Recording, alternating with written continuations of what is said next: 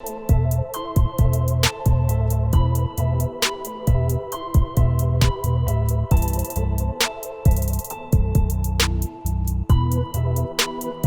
आप देख रहे हैं पंजाब केसरी। मैं हूं विकास जुलाना। मैं अभी मौजूद हूं दिल्ली यूनिवर्सिटी के कैंपस में, जहां चल रहा है कर्मचारी यूनियंस का धरना। इन्होंने पहले भी कुछ दिन के लिए अपना प्रोटेस्ट किया था। अब दोबारा से कर्मचारी जो हैं वो प्रोटेस्ट पर बैठे हैं। क्या इनकी मांगे कुछ पूरी हुई हैं, जानने की कोशिश करते हैं। नमस्कार सर, क्या नाम है आपका? मेरा नाम देवेंद्र शर्मा, मैं प्रेसिडेंट हूँ दिल्ली यूनिवर्सिटी कॉलेज कर्मचारी यूनियन का। आप कुछ दिन पहले भी धरने पर बैठे थे, अब दोबारा से शुरू कर दिया है, मतलब ब्रेक ले लेके कर रहे हैं? सर, ये हमारा धरना 14 मई से चल रहा है। ब्रेक लेके क्या है, हम एक्चुअल में यूनिवर्सिटी अथॉरिटी को ये चाहते हैं कि हमारी बातों का संज्ञान ले, ना स्टूडेंट का नुकसान हो ना किसी और का नुकसान हो। तो हमारी सोच ये है, कि अथॉरिटी जाग जाए। अथॉरिटी को जगाने के लिए हम लोग यहाँ बैठे हुए हैं, लेकिन ये अथॉरिटी बड़ी ढीठ है, ये जगेगी नहीं। उसके लिए हमने ये डिसीजन 26 तारीख को वर्किंग कमेटी करी थी, उसमें डिसीजन लिया है कि हम आज, कल और परसों 3 दिन लगातार धरने में बैठेंगे। तमाम कॉलेज के तमाम कर्मचारी, आज देखा आपने हजारों की तादाद में कर्मचारी इकट्ठा था यहाँ पे। उसके कल भी यही हालत रहेगा। और परसों जो 10 तारीख को फिर हम 3 बजे मीटिंग करेंगे। मीटिंग में फिर आगे का चार्ट डिसाइड करेंगे। अगर इन्होंने नई बात हमारी मानी तो धरना इंडेफिनिट चलेगा। आपकी मांग है कि जो टेम्परेरी कर्मचारी हैं उनको पक्का किया जाए। सर, ये हमारी मांग है कि जो कॉन्ट्रेक्चुअल का कर्मचारी है, जिसने अपना 15, 20, 25 साल यहाँ इस यूनिवर्सिटी सिस्टम को दे दिया है या कॉलेज को दे दिया है, उन सबको रेगुलर किया जाए।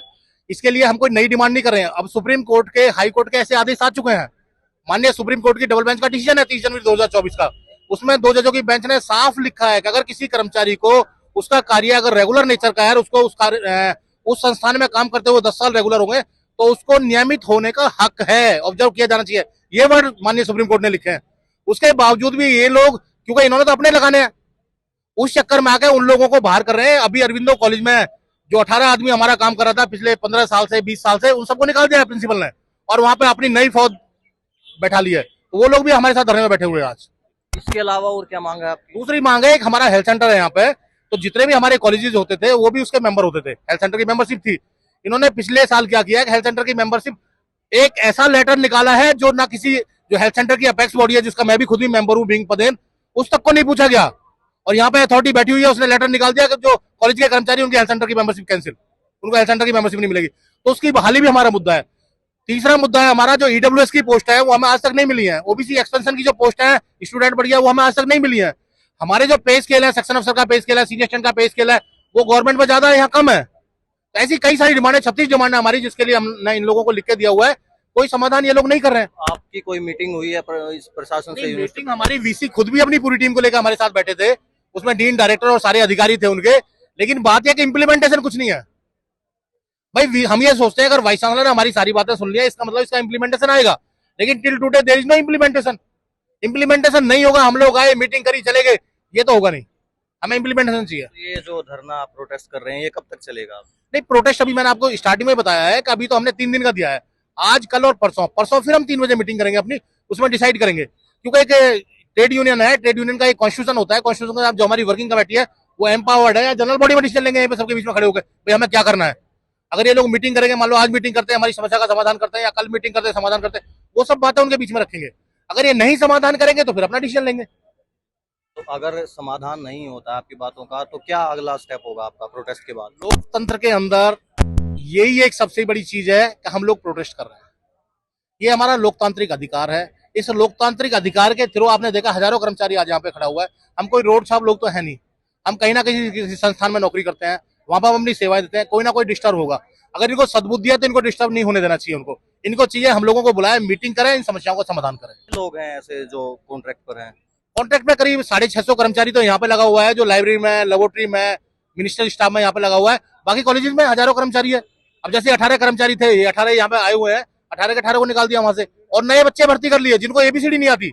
जो आदमी 20 साल से काम कर रहा है, जिसको सिस्टम की नॉलेज है, उसको नहीं रखा, नए आदमी रख लिए।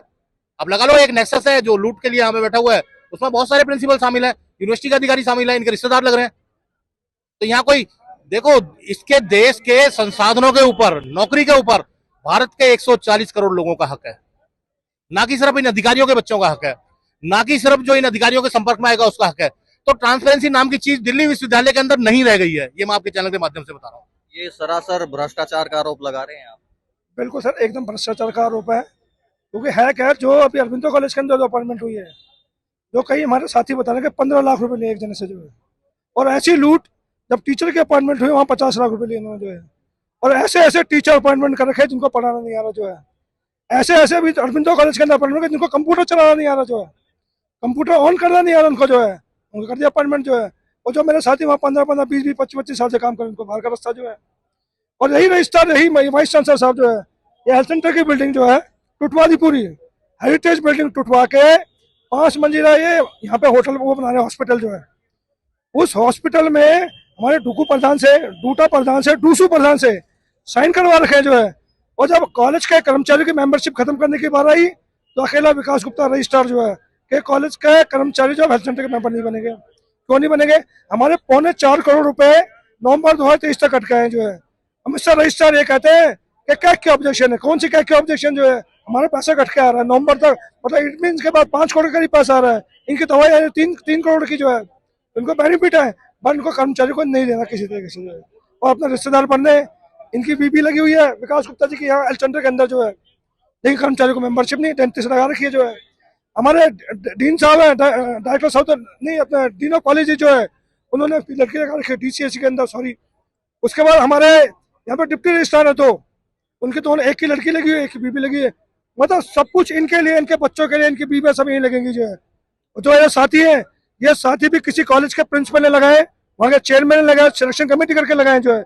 इनको बाहर का रास्ता, क्योंकि नए माई बाप आ गया जो है, नए माई बाप इनकी सुनेगा कहाँ से? वो तो नए नए लेकर अपने जो है कहीं से सेटिंग करके, क्योंकि बैठे हुए पूरी चंडाल चौकड़ी बैठी है, इन चंडाल चौकड़ी सेटिंग करती है, वो बंदे अपॉइंट हो जाते हैं, ये बेचारे 20-22 हजार के बच्चे बाहर।